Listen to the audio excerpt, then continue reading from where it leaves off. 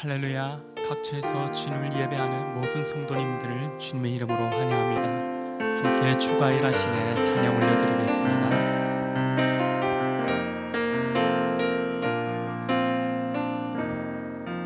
날이 저물어 갈 때 빈들에서 걸을 때 그때가 하나님의 때 내 힘으로 안 될 때 빈손으로 걸을 때 내가 고백해 여호와 이래 날이 저물어 갈 때 날이 저물어 갈 때 빈들에서 걸을 때 그때가 하나님의 때 내 힘으로 안 될 때 빈손으로 걸을 때 내가 고백해 여호와 이래 주가 일하시네 주가 일하시네 주께 아끼지 않는 자에게 주가 일하시네 주가 일하시네 신뢰하며 걷는 자에게 우리 모인 이곳에 주님 함께 계시네 누리네 아버지 은혜 적은 떡과 물고기 내 모든 걸 드릴 때 모두 고백해 여호와 이래 우리 모인 이곳에 우리 모인 이곳에 주님 함께 계시네 누리네 아버지 은혜 적은 떡과 물고기 내 모든 걸 드릴 때 모두 고백해 여호와 이래 주가 일하시네 주가 일하시네 주께 아끼지 않는 자에게 주가 일하시네 주가 일하시네 신뢰하며 걷는 자에게 주가 일하시네 주가 일하시네 주께 아끼지 않는 자에게 주가 일하시네 주가 일하시네 신뢰하며 걷는 자에게 이곳에 오셔서 이곳에 앉으소서 이곳에서 드리는 예배를 받으소서 주님의 이름이 주님의 이름만이 오직 주의 이름만 이곳에 있습니다 이곳에 오셔서 이곳에 앉으소서 이곳에서 드리는 예배를 받으소서 주님의 이름이 주님의 이름만이 오직 주의 이름만 이곳에 있습니다.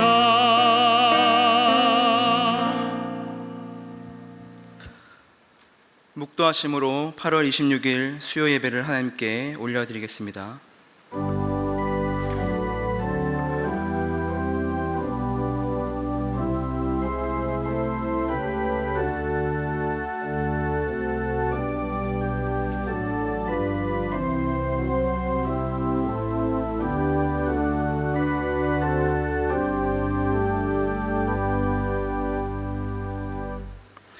찬송가 280장 천부여 의지없어서 찬양하시겠습니다.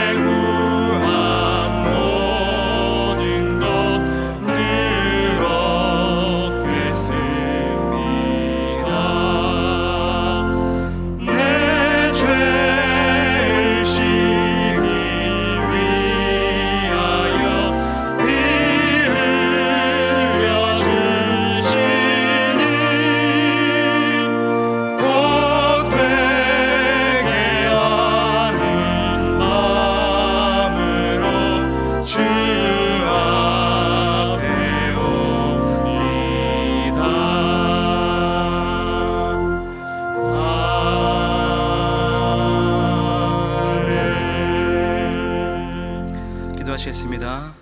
우리의 아버지 되신 하나님 아버지, 오늘도 이 시간 예배드리게 하심에 감사드립니다.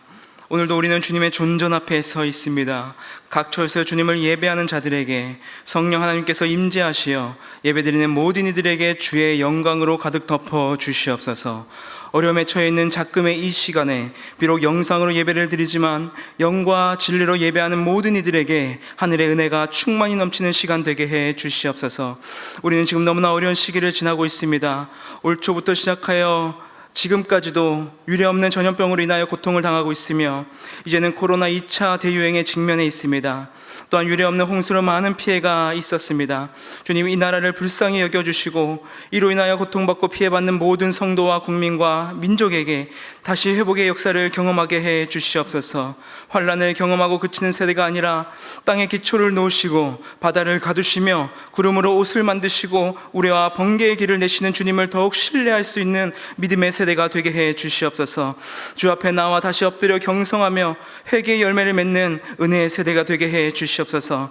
이념으로 나누어진 이 땅을 불쌍히 여기시고 교회가 하나 되게 하시며 이 땅에 하나님의 나라가 온전히 세워질 수 있도록 주여 도와주시옵소서. 세상의 교회를 박해하지 못하게 하시고 포괄적 차별금지법이 영원히 통과되지 못하도록 막아주시옵소서. 그리하여 자유민주주의와 신앙의 자유를 지켜내어 하나님의 복음의 진리를 마음껏 전하며 선포할 수 있는 선교 강국이 되게 해 주시옵소서. 또한 이 땅의 교회가 거짓 선지자들의 기락에 넘어가지 않게 보호하여 주시고 거짓 사랑을 외치는 자들의 입을 막아주셔서 하나님의 진리가 온전히 세워지는 나라 되게 해 주시옵소서. 이 악한 세대 속에서 다음 세대들이 타락한 세상의 문화에 동화되지 않게 하시고 기독교적 가치관이 심겨지게 하셔서 세상을 하나님의 나라로 변혁시키는 일에 앞장설 수 있도록 그들의 마음과 생각을 주장하여 주시옵소서. 악한 세대 속에서도 주의 말씀을 진리를 선포하시는 담임 목사님을 영육간에 강건하게 하시고 사역자들과 장로님들과 모든 직분자들에게 성령의 충만함을 덧입혀 주시옵소서. 제6대 담임 목사 청빙 과정 중에 있습니다. 모든 과정에 하나님께서 친히 개입하여 주시고 합당한 자를 세워주셔서 이 교회가 100년을 바라보며 더 비상하게 해 주시옵소서. 오늘도 말씀 앞에 섭니다. 주의 말씀이 우리의 영혼을 살리게 하시고 말씀으로 우리에게 맡겨진 삶 속에서 소망을 가지고 힘있게 살아갈 수 있도록 도와주시옵소서. 존귀하신 예수 그리스도의 이름으로 기도드립니다. 아멘.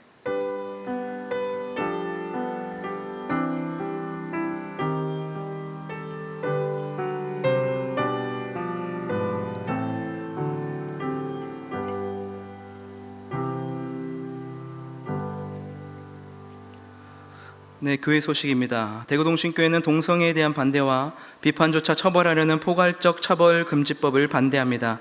이 법안을 막을 수 있도록 기도해 주시기 바랍니다. 코로나19의 전국적인 확산에 따라 사회적 거리두기 2단계로 인하여 모든 공동체 예배는 별도의 공지가 있을 때까지 영상으로 드립니다. 각 가정에서 지성으로 예배에 참여해 주시기 바랍니다. 다른 광고는 주보를 참고해 주시기 바랍니다. 우리에게 주시는 하나님의 말씀은 창세기 29장 15절에서 35절까지의 말씀입니다. 구약성경 42면에 있습니다. 창세기 29장 15절부터 35절까지 저와 여러분이 한 절씩 교독하도록 하겠습니다. 라반이 야곱에게 이르되 내가 비록 내 생질이나 어찌 그저 내 일을 하겠느냐. 내 품삯을 어떻게 할지 내게 말하라. 라반에게 두 딸이 있으니 언니 이름은 레아요 아우의 이름은 라헬이라. 레아는 시력이 약하고 라헬은 곱고 아립다우니 야곱이 라헬을 더 사랑함으로 대답하되 내가 외삼촌의 작은 딸 라헬을 위하여 외삼촌에게 7년을 섬기리이다. 라반이 이르되 그를 내게 주는 것이 타인에게 주는 것보다 나으니 나와 함께 있으라. 야곱이 라헬을 위하여 7년 동안 라반을 섬겼으나 그를 사랑하는 까닭에 7년을 며칠같이 여겼더라. 야곱이 라반에게 이르되 내 기한이 찼으니 내 아내를 내게 주소서. 내가 그에게 들어가겠나이다. 라반이 그곳 사람들을 다 모아 잔치하고 저녁에 그의 딸 레아를 야곱에게로 데려가매 야곱이 그에게로 들어가니라. 라반이 또 그의 여종 실바를 그의 딸 레아에게 시녀로 주었더라. 야곱이 아침에 보니 레아라. 라반에게 이르되 외삼촌이 어찌하여 내가 이같이 행하셨나이까. 내가 라헬을 위하여 외삼촌을 섬기지 아니하였나이까. 외삼촌이 나를 속이심은 어찌 됨이니이까. 라반이 이르되 언니보다 아우를 먼저 주는 것은 우리 지방에서 하지 아니하는 바니라. 이를 위하여 7일을 채우라. 우리가 그도 내게 주리니 내가 또 나를 7년 동안 섬길지니라. 야곱이 그대로 하여 그 7일을 채우매 라반이 딸 라헬도 그에게 아내로 주고 라반이 또 그의 여종 빌하를 그의 딸 라헬에게 주어 시녀가 되게 하매 야곱이 또한 라헬에게로 들어갔고 그가 레아보다 라헬을 더 사랑하여 다시 7년 동안 라반을 섬겼더라. 여호와께서 레아가 사랑받지 못함을 보시고 그의 태를 여셨으나 라헬은 자녀가 없었더라. 레아가 임신하여 아들을 낳고 그 이름을 르우벤이라 하여 이르되 여호와께서 나의 괴로움을 돌보셨으니 이제는 내 남편이 나를 사랑하리로다 하였더라. 그가 다시 임신하여 아들을 낳고 이르되 여호와께서 내가 사랑받지 못함을 들으셨으므로 내게 이 아들도 주셨도다 하고 그의 이름을 시므온이라 하였으며 그가 또 임신하여 아들을 낳고 이르되 내가 그에게 새 아들을 낳았으니 내 남편이 지금부터 나와 연합하리로다 하고 그의 이름을 레위라 하였으며 함께 읽겠습니다. 그가 또 임신하여 아들을 낳고 이르되 내가 이제는 여호와를 찬송하리로다 하고 이로 말미암아 그가 그의 이름을 유다라 하였고 그의 출산이 멈추었더라. 아멘.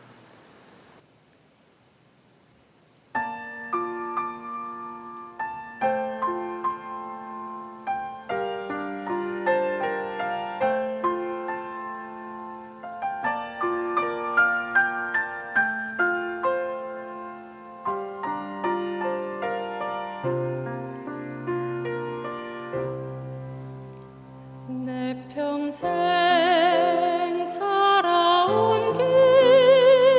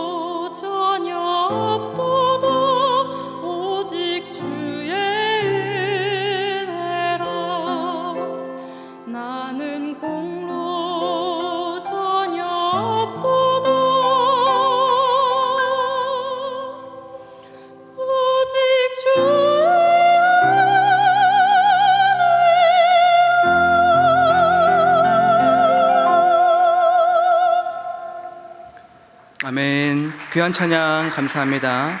하나님께서 영광 받으실 줄 믿습니다.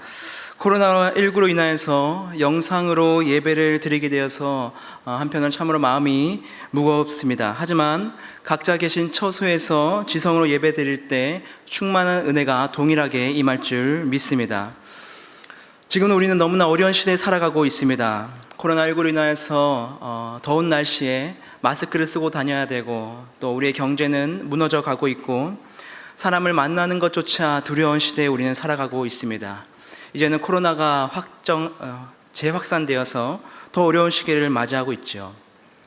엎친 데 덮친 격으로 54일 동안 계속된 역대 최장 장마가 휩쓸고 지나갔습니다.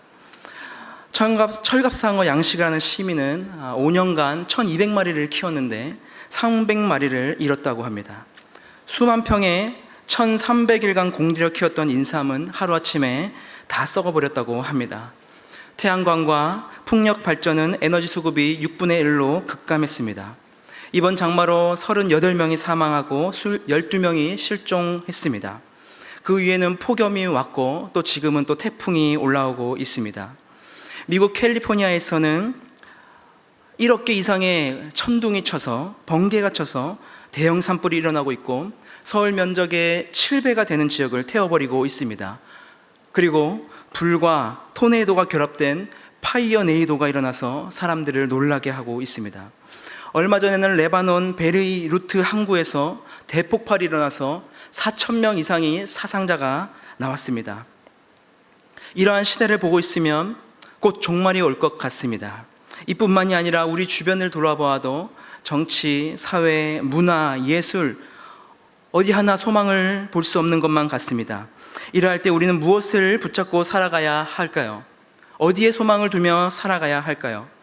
예전에 스펀지라는 지식 관련 프로그램에서 재미난 문제를 하나 보았습니다. 여러분도 한번 맞춰보시기 바랍니다. 돼지는 평생 땡땡을 볼 수 없다. 뭘까요? 정답은 하늘입니다. 돼지는 평생 하늘을 못 보고 죽는다고 합니다. 왜냐하면 돼지의 목뼈가 45도 이상을 들 수 없는 그런 구조로 되어 있다고 합니다. 그러니까 평생 동안 죽을 때까지 땅만 보면서 사는 것이죠. 돼지들의 소망은 땅에 있는 먹이를 찾아서 킁킁거리면서 자기 배를 불리는 것밖에 하지 못하는 겁니다. 참으로 불쌍한 존재들이죠.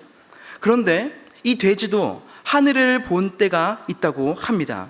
그것이 언제나 돌불에 걸려 넘어지거나 웅덩이에 발을 헛디뎌서 뒤집히면 그제서야 하늘이 눈에 들어온다는 것이죠.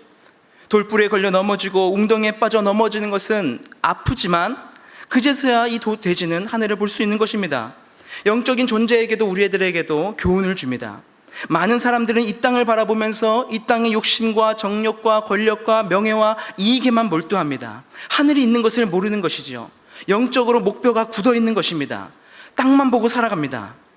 하나님께서 지금 왜 우리들에게 이러한 시련을 주셨을까요? 우리는 그 뜻을 다 알 수는 없지만 한 가지 확실하게 알 수 있는 것은 우리의 소망은 이 땅에 있는 것이 아니라 저 하늘에 있다는 것입니다. 정확히 말하면 하나님께 우리의 소망이 있다는 것을 알려주고 계시는 것이죠.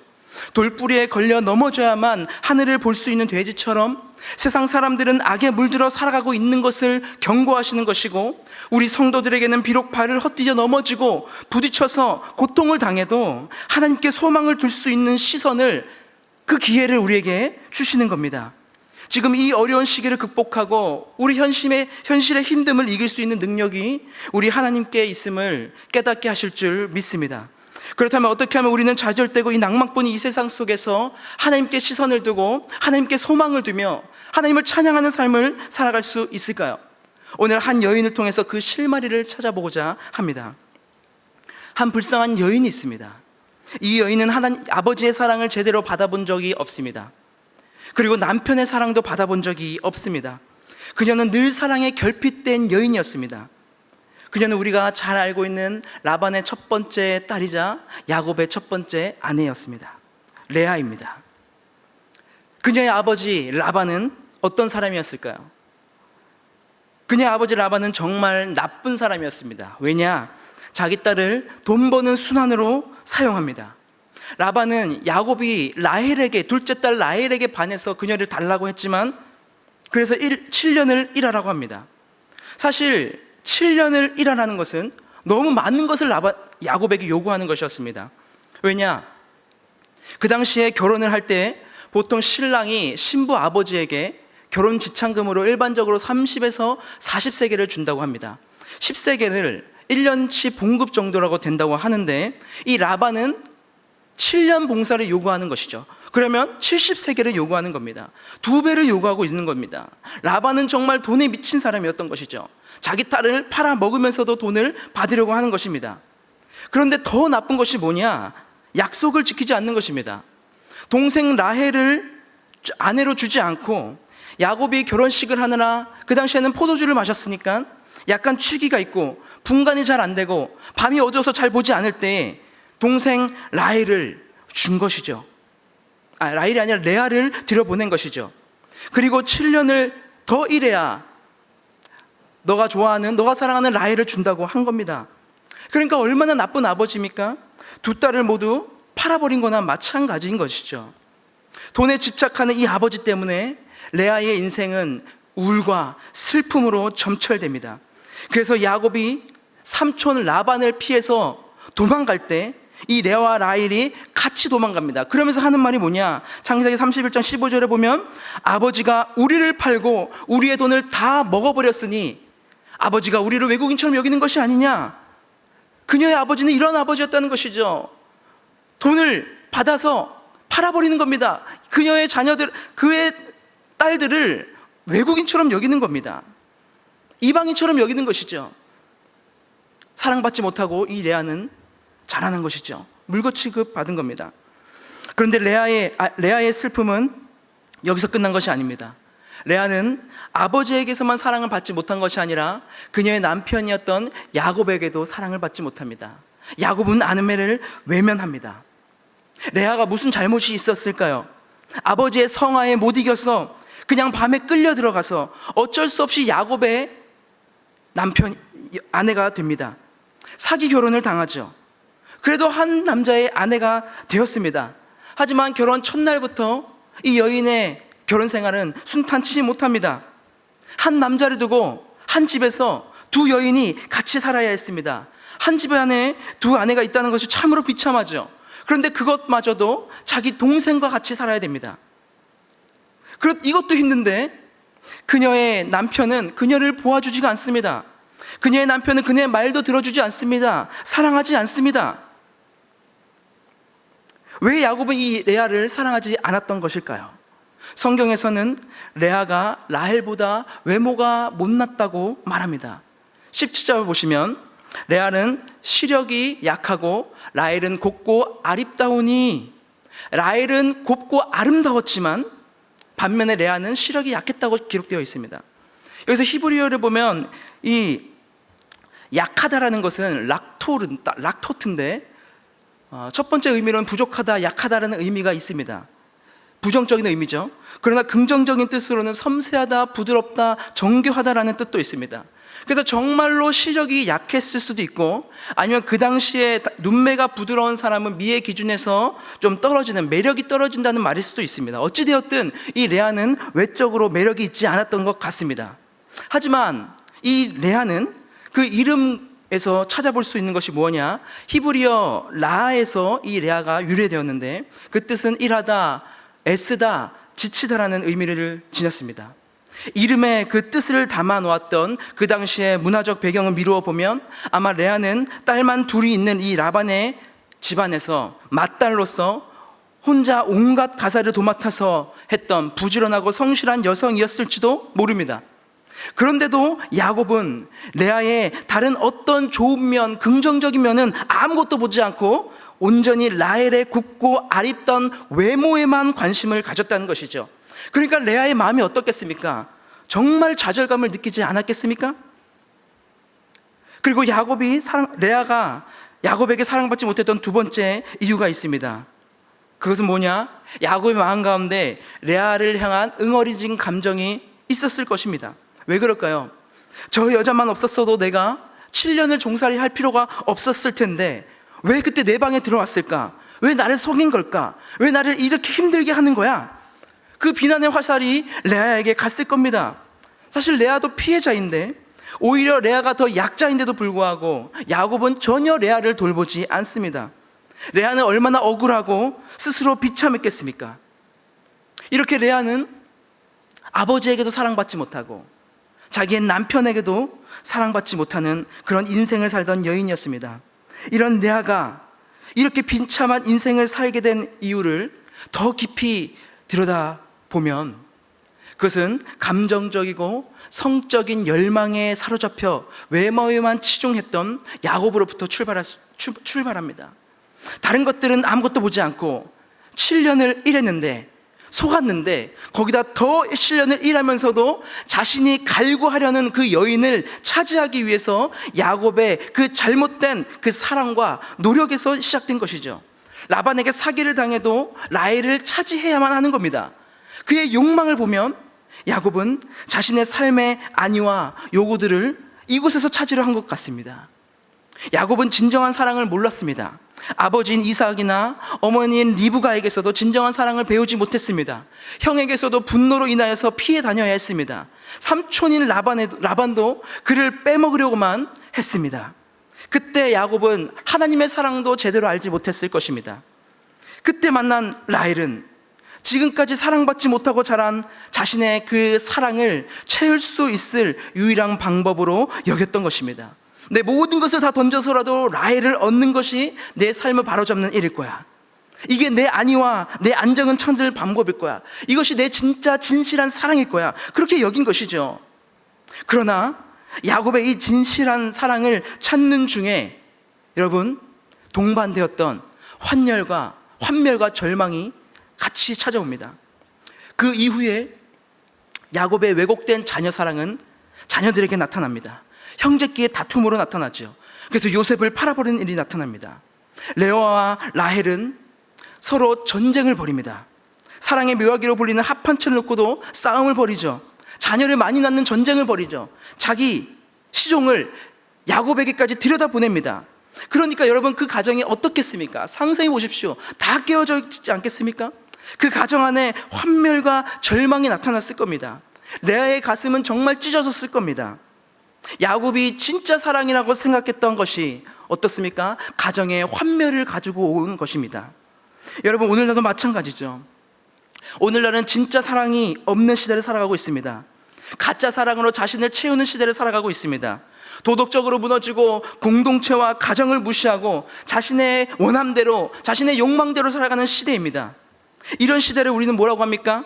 포스트 모던의 영향을 받은 사회라고 하죠. 모든 것이 해체되고 모든 것이 분열되어서 다 상대화되어서 너도 맞고 나도 맞고 너도 진리고 나도 진리인 절대적인 진리가 없는 시대를 우리는 살아가고 있습니다. 이런 시대를 살아가고 있는 세대를 포스트 에브리띵 세대라고 말합니다. 미국의 서든 베프티스트 신학교의 총장이었던 알버트 몰러 교수는 이런 세대를 향해서 이렇게 말합니다. 절대 진리의 회의를 가지고 거대 담론을 거부하며 인신론적 상대주의와 주관주의로 인한 반존재주의가 강하게 작용하는 세대다. 그러니까 쉽게 말하면 내 마음대로 살아간다는 거죠. 다른 사람들이 뭐래도 내 생각이 곧 진리라는 것입니다. 그것을 믿고 살아가는 것입니다. 이러한 비슷한 맥락에서 지금의 시대를 뭐라고 하냐? 포스트 크리스텐덤 시대라고도 합니다. 기독교가 중심이었던 시대를 크리스텐덤 시대라고 한다면 이제는 그 기독교가 뒤로 물러가고 기독교가 배척되는 포스트 크리스텐덤 시대. 우리나라도 기독교의 흥행이가 있었죠. 교회를 개척하면 교회를 몰려올 때가 있었습니다. 하지만 지금은 완전히 반대의 상황에 처해 있지 않습니까? 그래서 팀 켈러 목사님은 퓰리처상을 수상한 작가인 무신론자 어니스트 베커의 주장을 인용하면서 이렇게 주장합니다. 현대 문화의 손에서 이른바 종말론적인 사랑이라는 욕망이 빚어졌다고 주장한다. 과거에는 사람들이 결혼을 통해 가정을 꾸리면서 사랑과 지지, 안전이라는 것을 기대했다. 그리고 삶의 의미와 장래의 소망, 도덕적인 잣대와 자기 정체성을 구할 때는 늘 하나님과 내 생을 돌아보았다. 그러나 오늘날의 문화는 아무도 그런 가치를 보장하지 못하며 실제로 그런 것이 존재하는지조차 알 수 없다고 가르친다. 따라서 무엇이든지 그 간격을 메워야 하는데 흔히 로맨틱한 사랑이 그 역할을 한다는 것이 베커의 주장이다. 지난날 하나님을 믿는 신앙에서 얻었던 것들을 이제는 섹스와 로맨스에서 찾고 있다는 이야기다. 이러한 조류가, 이러한 문화가 지금의 시대를 완전히 장악하고 있다는 겁니다. 그래서 세상의 젊은이들은 계속해서 왜곡된 사랑을 찾아 나서는 거죠. 그들에게 잘못됐다고 말을 해도 듣지 않는 겁니다. 귀를 막고 있는 겁니다. 문화를 이 포스트 모더니즘이 장악하고 있습니다. 아이들이 보는 이 웹툰에서는 여러분 보시면 동성 간의 사랑을 너무나 아름답게 꾸며내고 있습니다. 청년들과 청소년들이 보는 드라마 속에서도 동성의 사랑은 이상할 것이 없는 것처럼 받아들이게 만들어 놓습니다. 유명한 정말 아이돌들은, 그런 아이돌들도 여장을 하고 나타납니다. 그러니까 어떻게 되겠습니까? 여러분, 이것은 다음 세대만의 문제가 아닙니다. 여러분, 이미 간통죄는 폐지가 되었죠. 간음이 죄가 되지 않습니다. 자기가 하면 로맨스죠. 그것이 이혼율로도 이어집니다. 그래서 2019년 결혼 통계를 한번 보시면 혼인 건수가 2019년에 23만 9,200여 건이죠. 24만여 건 결혼합니다. 그런데 이혼 건수는 얼마냐? 2019년에 보시면 11만 800건, 약 12만여 건입니다. 두 커플이 결혼하면 한 커플은 이혼한다는 것이죠. 얼마나 안타깝습니까? 여러분, 결혼하면 끝입니까? 아이도 낳지 않습니다. 부부만의 생활, 또 부부만의 생활 속에도 개인의 프라이버시가 중요하다는 겁니다. 나만의 생활을 즐기겠다는 것이죠. 그뿐입니까? 나이가 들면 끝입니까? 황혼 이혼, 황혼 결혼도 급속도로 늘어나고 있습니다. 더 이상 가정과 공동체를 잘 지키려고 하지 않는다는 것이죠. 내가 진실한 사랑을 찾는 나의 욕구다. 이것이 내가 행복한 길이다, 내 인생을 바로잡을 수 있는 길이라고 착각하고 있는 것입니다. 그러나 야곱이 이러한 진실한 사랑을 찾는 중에 동반되었던 환멸과 절망을 한번 보십시오. 그것이 우리 안에도 똑같이 일어나고 있습니다. 사람들은 자신이 진정한 사랑을 찾아서 자신의 진짜 행복을 찾기 위해서 내 생각대로, 내가 원하는 대로 살아가지만 어떻습니까? 그 주변의 사람들에게 상처를 남깁니다. 부모의 가슴에 못을 박습니다. 반대로 자녀들은 그런 부모를 바라보면서 평생 지어지지 않은 상처를 안고 살아가야 됩니다. 잘못된 동성 간의 사랑이 아름다워 보이고 지금 내가 너무나 행복한 것처럼 느껴지지만 꼭 그것이 자신을 파멸로 이끌 것이라는 사실을 모르는 것이죠. 충격적인 사실은 여성가족부에서 작년에 전국 초등학교에 성적으로는 정말 입에 담을 수 없는 외설적이고 적나라한 내용이 담긴 저런 내용들을, 동화책을 배포했다고 합니다. 동성 간의 뿐만이 아니라 이성 간의 사랑도 왜곡되게 일을 벌이고 있는 것이죠. 이 포스트 에브리띵 세대는 이 모든 것에 노출되어 있다는 것입니다. 가짜 사랑으로 자신을 채우려고 이 세상이 부추기고 있는 것이죠. 이것이 진짜입니까? 아니지요. 야곱이 자고 일어났을 때 아름다운 라헬이 있을 것이라고 생각했지만 레아가 있었던 것처럼, 속임을 당한 것처럼 세상은 계속해서 우리를 속이고 있는 것입니다. 저는 얼마 전에 포괄적 차별금지법 집회에 참여하기 위해서 저희 교회 성도님들과 또한 교육자 몇 분들과 함께 광주와 전주를 다녀왔습니다. 10시에 광주에 도착해서 포괄적 차별금지법 집회에 참여하고 2시에 또 전주로 가서 집회에 참여했습니다. 거기서 집회를 할 때 그 대표자들이 나와서 5분 정도씩 발언을 합니다. 그런데 제가 그때 굉장히 인상 깊었던 발언자가 있었습니다. 누구냐? 박진권 선교사님이라는 분입니다. 이분은 아이 미니스트리를 세우고 또 그것에서 대표로 섬기시는 분인데, 이분이 나와서 정말 가슴을 담아서 통곡하는 마음으로 외치는데 어떤 내용이냐? 저는 동성애자입니다. 그리고 지금은 탈동성애자입니다. 그런데 제가 그 당시에는 그것이 너무나 행복한 일이었다고 착각을 했었습니다. 저는 그 당시에 수많은 남자들과 관계를 가졌습니다. 저는 그것이 행복인 줄 알았습니다. 그런데 어느 순간 제 몸에 이상이 생겼다는 것을 제가 발견하게 되었습니다. 그것이 무엇이냐? 에이즈입니다. 저는 에이즈 복균자입니다. 그것을 제가 당당하게 밝힙니다. 이것은 너무나 부끄러운 일인데 내 수치를 왜 내가 여러분 앞에, 대중들 앞에 밝히느냐, 외치느냐? 제가 에이즈에 걸려서 정말 죽고 싶고 죽으려고 했고 또 제가 죽어갈 때에 제 곁에서 그토록 저를 좋아하고 사랑하던 동성 친구들이 저를 바라보는 눈빛이 바뀌었다는 것이죠. 에이즈 감염자라고 저를 향해서 손가락질하면서 저를 피해 다녔다는 겁니다. 다 떠나갔다는 겁니다. 전에는 그렇게 나를 사랑한다고 외쳤던 자들이 저를 짐승처럼 봤다는 것이죠. 제 곁을 다 떠나가고, 그리고 그 사람이 제가 죽어가면서 제 주변에 아무도 없고, 그리고 죽어갔을 때에 제가 눈을 떠보니 제 주위에 있었던 것은 동성애자들이 아니라 교회 친구들이었다는 것입니다. 성도들이었다는 것입니다. 그때 알았다는 것이죠. 진짜 사랑은 내 욕구를 채우는 게 아니구나. 진짜 사랑은 하나님 안에 있는 것이구나. 진짜 사랑은 주 예수 그리스도 안에 있다는 것을 그가 그때 깨달았다는 것입니다. 여러분, 진정한 사랑은 내 안에 있는 것이 아니라, 내가 생각하는 것이 아니라, 이 시대와 문화 속에 있는 것이 아니라, 내 욕구를 채워줄 만한 행복이 그 안에 있는 것이 아니라 주 예수 그리스도 안에 있음을 우리는 믿어야 할 줄을 믿습니다. 여러분, 우리가 주변을 바라볼 때에 여러분 다만 동성애뿐이겠습니까? 우리가 착각하고 있는 수많은 우상들이 우리 안에 있지 않습니까? 우리의 바깥에 있지 않습니까? 팀 컬레 목사는 문화에 속고 있는 포스트 에브리띵 세대를 향해 이렇게 말합니다. 메타 내러티브와 절대적 진리를 거부하는 포스트 에브리띵 세대를 향하여 복음이라는 절대 진리의 세계관을 전해야 한다. 포스트 에브리띵 문화에 물든 다음 세대의 세계관을 변혁시키기 위한 복음에 기초한 전제주의적 변증 설교만이 소망에 관한 이유를 그들에게 줄 수 있다. 여러분, 이게 무슨 말입니까? 자신의 욕망으로 점철된 이 시대의 문화 속에서 그들을 변혁시키고 바꿀 수 있는 것은 시대마다 바뀌는 상대적인 진리가 아니라 처음부터 끝까지 변함없으시며 신실하신 그 하나님뿐이다. 우리에게 진정한 소망을 줄 수 있는 것은 오직 예수 그리스도의 복음뿐이라는 것을 지금 말하고 있다는 것입니다. 이러한 악한 세대 속에서도, 이러한 어려운 시대 속에서도 절망밖에 있는 것이 아니라 이 시대 속에서도 하나님께서는 복음을 통해서 우리에게 소망을 주고 있다는 사실입니다.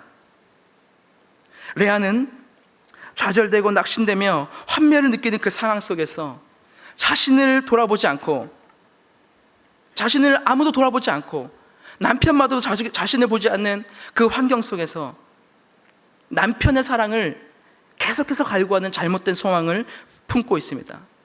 그때 하나님께서는 좌절에 빠져있는 레아에게 일하기 시작하십니다. 창세기 29장 31절에 보면 여호와께서 레아가 사랑받지 못함을 보시고 그의 태를 여셨다. 여기서 사랑받지 못한다는 이것은 굉장히 약한 표현입니다. 여기 사용된 단어는 세누아인데 미워하다, 가증히 여기다, 싫어하다는 뜻을 담고 있습니다. 그러니까 이 레아가 단순히 사랑받지 못했던 것을 더 뛰어넘어서 가증히 여김을 받고 있다는 것이죠. 하나님께서는 슬픔에 잠겨있는 레아에게 찾아오셔서 그의 태를 여십니다. 첫째 아들을 주십니다. 32절에 보면 레아가 임신하여 아들을 낳고 그 이름을 르우벤이라 하여 이르되 여호와께서 나의 괴로움을 돌보셨으니 이제는 내 남편이 나를 사랑하리로다. 그 이름 르우벤, 그 뜻은 보라, 아들이로다. 내가 이제 아들을 낳았다. 여보, 내가 아들을 낳았어요.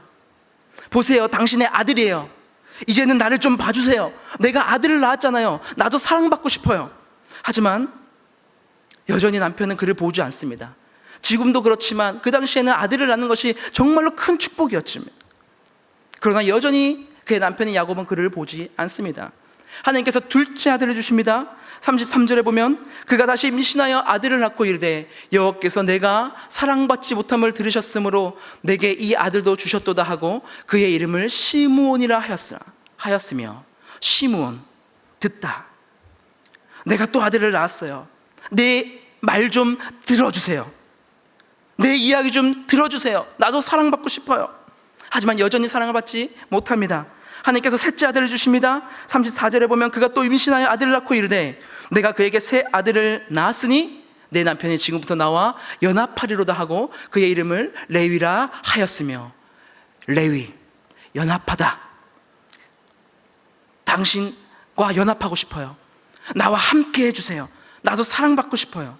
하지만 그녀는 여전히 남편의 사랑을 받지 못합니다. 그녀는 아직까지도 남편에게서 사랑을 갈구하고 있습니다. 남편만을 바라보고 있죠. 하지만 여전히 남편은 그녀를 보지 않습니다. 그때 하나님께서 넷째 아들을 주십니다. 그런데 이제 이 여인의 반응이 달라집니다. 35절에 보시면 그가 또 임신하여 아들을 낳고 이르되 내가 이제는 여호와를 찬송하리라 하고 이로 말미암아 그가 그의 이름을 유다라 하였고 그의 출산이 멈추었더라. 그의 이름을 유다, 찬양하다. 이제는 내가 여호와를 찬양하겠습니다.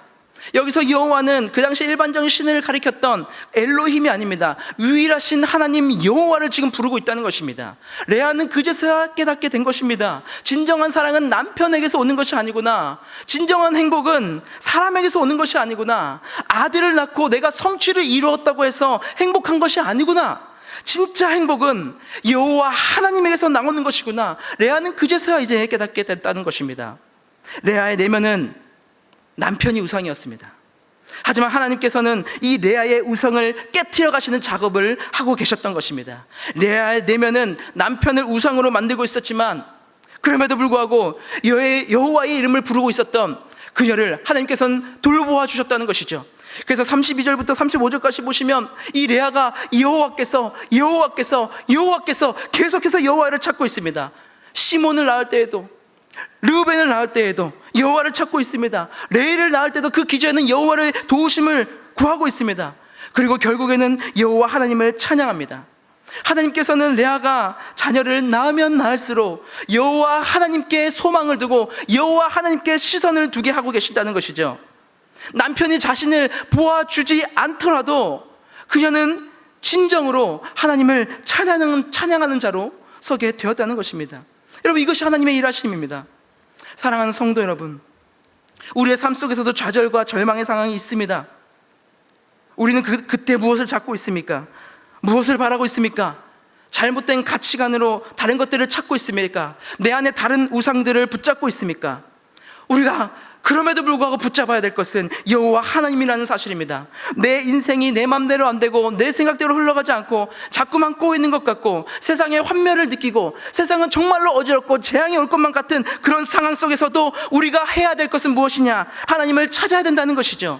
그때 하나님께서 택한 백성들을 버리지 않으시고 그 안에 있는 우리의 잘못된 생각과 고집과 아집과 욕심들과 허황된 마음들을 정결케 하는 작업을 해나가시는 겁니다. 그리고는 결국 우리의 우상들을 던져버리고 그것이 얼마나 허황된 것인지를 깨닫게 하시면서 하나님께 소망을 두며 하나님께 돌아오도록 하신다는 것입니다. 하나님의 역사하심은 우리의 생각을 뛰어넘습니다. 사랑받지 못한 레아의 잘못된 우상을 깨트리시고 어디까지 하나님 당신의 일을 이루어 가시는가? 하나님께서는 레아를 통해서 이 땅의 구원자이고 온 인류의 구속자 대신 죽을 수밖에 없는 우리를 핏값으로 사신 예수 그리스도의 혈통을 그녀에게 허락하십니다. 여러분, 얼마나 위대하고 얼마나 위대한 일이고 얼마나 감격적인 일입니까? 그녀는 그 당시에 그것을 모르겠지만 하나님께서는 당신을 찬양하는 그녀를 통해서 위대한 혈통이 되게 하시고 위대한 일을 이루어 가신다는 사실입니다. 출애굽기 34장 7절에 보면 인자를 천대까지 베풀며 천대까지 복을 베푸시는 하나님의 역사의 중심에 이 여인이 서게 하신다는 것입니다. 우리가 하나님을 찬양하는 삶을 살 때에 우리가 하나님으로부터 복을 받을 수 있는 것뿐만이 아니라 우리의 자녀들도 하나님께서는 책임져 주신다는 것이죠. 당신의 일을 우리를 통해서, 여러분들을 통해서 이루어 가신다는 사실입니다. 저의 부모님은 가난한 시골 개척교회를 섬기고 있습니다. 제가 그 삶을 옆에서 지켜보면서 어떻게 저렇게 살아올 수 있을까라는 생각을 참 많이 했습니다. 그동안 수많은 일들이 많이 있습니다. 그 중에서도 제가 지금도 트라우마로 가지고 있는 경험이 뭐냐? 예전에 몇 분 안 되는 성도님들 중에서 캐피탈을 하시는 분이 있었습니다. 저희 가정이 너무나 어려우니까 거기서 돈을 빌리라고 저희들에게 말씀하셨어요. 그래서 저희가 그 돈을 빌렸습니다. 한 300만 원 빌린 것 같아요. 지금 잘 기억나지는 않습니다. 그런데 하루 먹기 힘드니까 그것을 계속해서 썼고 그것을 어떻게 갚겠습니까? 갚지 못하죠. 그러니까 이자가 계속해서 불어나는 겁니다. 그러니까 계속해서 독촉 전화가 오는 겁니다. 계속해서 전화가 오는 겁니다. 부모님이 전화를 받으면서 죄송하다고 얘기했고 그래도 계속 전화가 오는 거죠. 그러니까 결국에는 이제는 전화를 받지 말라고 저에게 이야기를 하는 겁니다. 그래서 전화벨이 울리면 받지 말아야 된다는 거죠. 제 마음이 그때 얼마나 두근거리는지 아십니까? 친구가 전화 와서 혹시나 친구일 줄 몰라서 제가 전화를 받아도 그 캐피탈이면 부모님이 없다고 말을 하라고 저에게 말씀하셨습니다. 그러니까 그때부터 저에게 전화 울렁증이 생겼습니다. 전화벨 소리가 나면 그러니까 본능적으로 가슴이 두근거립니다. 지금도 여전합니다. 지금도 제가 집에 가면 때로는 어떨 땐 눈물이 날 때가 있습니다. 왜냐? 집 앞에 이런 박스들이 쌓아져 있습니다. 그게 뭐냐면 부업을 하시는 거예요. 그래서 안경집을 평일에 조립을 하십니다. 그래서 안경집 있으면 그 쿠션을 바르고 그리고 그걸 딱 해서 끼는 작업을 하는 거죠. 그리고 보내는 겁니다. 그거를 하면 한 10원인가요? 하나나 10원씩 받아요. 목회를 하셔야 되니까 취직은 할 수가 없고 그렇게 생계를 이어가시는 겁니다. 그리고 앞에 텃밭을 기르십니다. 그리고 거기서 나는 채소와 또한 과일과 그 농사들을 짓습니다. 그런 걸로 식사를 하는 것이죠. 그리고 거기서 모은 것들과 돈을 모은 것들과 또 거기서 나오는 그런 야채 채소들을 가지고 또 주일날 점심때 성도님들을 대접을 합니다. 그렇게 살아오셨는데 그런 거는 아무 상관없이 정말 지금까지도 비가 오나 눈이 오나 뭐가 있던 끊임없이 새벽 4시면 일어나서 기도하고 저녁에는 말씀으로 보시고 말씀 묵상을 하시고 사역을 하시고 목양을 감당하는 것이죠. 지금까지 그 일을 계속해서 감당해 오고 계십니다. 저는 때로는 한때는 어떻게 저렇게까지 하실까? 왜 저렇게까지 하실까? 그냥 일반 사람들처럼 월급 받으면서 직장을 다니면서 좀 타협하면서 식당 일하면서 뭐라도 하면 저렇게 안 살 텐데 왜 이렇게까지 할까라는 마음이 들었습니다. 그런데 하나님께서는 하나님의 일을 감당하시는 그 사역과 또한 매일같이 기도하는 그 기도를 떨어뜨리지 않으시는 분이라는 사실을 저는 믿고 지금까지 자라왔습니다. 그 어려운 중에서도 하나님 앞에 부끄러움 없이 살아오셨고 또한 사명자를 키우시면서 또한 저희들이 목회의 길을 가게 하시고 지금까지 이 자리까지 오게 하나님께서 인도해 오셨다는 것이죠. 사실 제가 이 자리에서 말씀을 전하는 것 자체도 사실은 저에게는 기적과 같은 일입니다. 하나님의 놀라운 우리의 가정을 향한 복이라고 저는 생각합니다. 어떻게 생각하면 이것보다 더 큰 복이 있을까요? 하나님밖에 없고 하나님 섬기는 일이 가장 우선이고 나는 연약해서 하나님이 아니면 안 된다고 고백할 만큼 세상에서 볼 때는 아무것도 없는 자라 할지라도 하나님께서는 하나님을 찬양하는 자를 하나님은 택하시고 또한 그를 통해서 세상이 볼 때 성공하는 일이 아니라 하나님 보실 때 성공하는 일들을 하나님께서는 이루어 가신다는 사실입니다. 사랑하는 성도 여러분, 세상의 가치관에 휩쓸려 가지 않으시기 바랍니다. 하나님이 아닌 다른 것에 소망을 두지 않으시기 바랍니다. 우리가 절망 가운데 있어도 여호와 하나님의 이름을 부르는 그 소리를 멈추지 않으시기를 바랍니다. 하나님께서는 그런 자들을 끝까지 놓지 않으시고 하나님의 은혜를 부어주실 것입니다. 세상에는 라반과 같은 사람들이 있습니다. 여러분 그래도 놀라지 마십시오. 하나님은 그런 사람들을 사용할 때가 있으십니다. 레아처럼 결국엔 하나님을 찬양하리로다 그렇게 다짐하며 결단하며 오늘도 내일도 평생 동안 그 주님을 바라보며 나아가는 믿음의 성도님들 되시길 주님의 이름으로 축원합니다. 우리 지금 함께 찬양하실 때 주가 일하시네 주가 일하시네 아끼지 않는 자에게 주가 일하시네 주가 일하시네 신뢰하며 걷는 자에게 우리가 그 하나님을 기대하면서 소망하면서 우리 지금 함께 찬양하길 원합니다.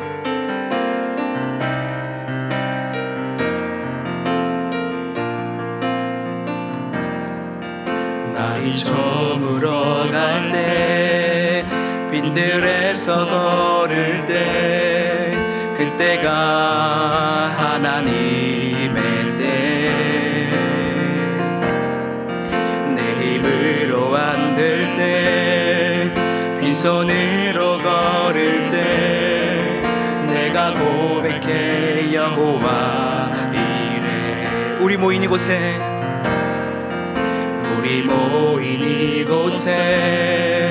주님 함께 계시네 누리네 아버지 은혜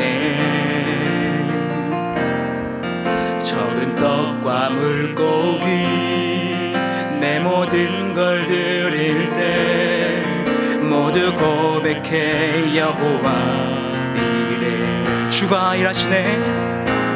주가 일하시네. 주가 일하시네. 주께 아끼지 않는 자에게 주가 일하시네. 주가 일하시네. 주가 일하시네. 신뢰하며 걷는 자에게. 우리 한 번 더 고백하겠습니다. 날이 저물어 갈 때, 날이 저물어 갈 때, 빈들에서 걸을 때, 그때가 하나님의 때, 하나님의 때. 내 힘으로 안 될 때, 내 힘으로 안 될 때, 빈손으로 걸을 때, 내가 고백해 여호와 이래. 우리 모인 이곳에, 우리 모인 이곳에 주님 함께 계시네. 누리네 아버지 은혜. 적은 떡과 물고기 내 모든 걸 드릴 때 모두 고백해 여호와 이래. 주가 일하십니다. 주가 일하시네. 주가 일하시네. 주가 일하시네. 주가 일하시네. 주께 아끼지 않는 자에게 주가 일하십니다. 주가 일하시네. 주가 일하시네. 신뢰하며 걷는 자에. 우리 한 번 더 고백하기를 원합니다. 주가 일하시네. 주가 일하시네.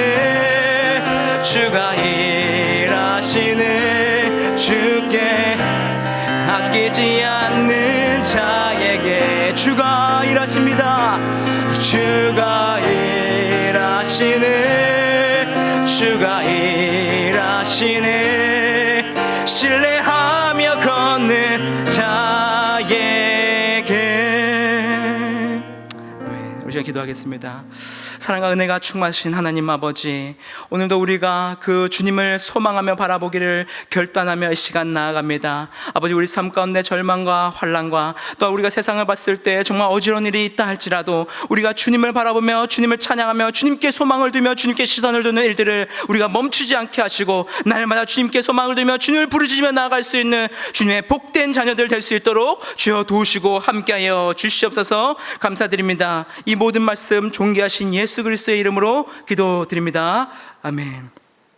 주 예수 그리스도의 은혜와 하나님의 변함없으시며 다함없는 사랑과 성령님의 감화감동 위로교통 영적인 잠을 깨우는 역사가 내 안의 우상을 깨트려버리고 당신의 일을 이루어 가시는 하나님을 소망하며 오늘도 살아가기를 소망하는 여기 모든 주님의 성도들과 또한 그 가정과 또한 교회와 민족 위에 이제부터 영원토록 함께 있을지어다.